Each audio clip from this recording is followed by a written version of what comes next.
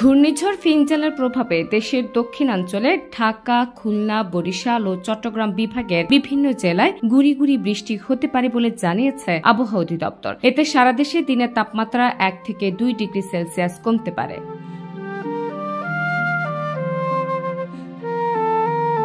আবহাওয়ার পূর্বাভাসে বলছে, দক্ষিণ পশ্চিম বঙ্গোপসাগর ও তৎসংলগ্ন এলাকায় অবস্থানরত ঘূর্ণিঝড় ফিনজাল চট্টগ্রাম সমুদ্র বন্দর থেকে 1650 কিলোমিটার দক্ষিণ পশ্চিমে অবস্থান করছে। ঘূর্ণিঝড়টি উত্তর পশ্চিম দিকে অগ্রসর হয়ে উত্তর তামিলনাড়ু উপকূল অতিক্রম করতে পারে, তবে এর কোনো প্রভাব বাংলাদেশে পড়ার সম্ভাবনা নেই বলে জানিয়েছে আবহাওয়া অফিস। তবে বাড়তি সতর্কতা হিসেবে সমুদ্র বন্দরগুলোতে 2 নম্বর দূরবর্তী হুঁশিয়ারির সংকেত দেখাতে বলা হয়েছে, যা রোববার পর্যন্ত বহাল থাকতে পারে। এছাড়া রোববারের পর আকাশে মেঘ কেটে গেলে তাপমাত্রা কমতে শুরু করবে, সে সময় বাড়বে শীতের অনুভূতি।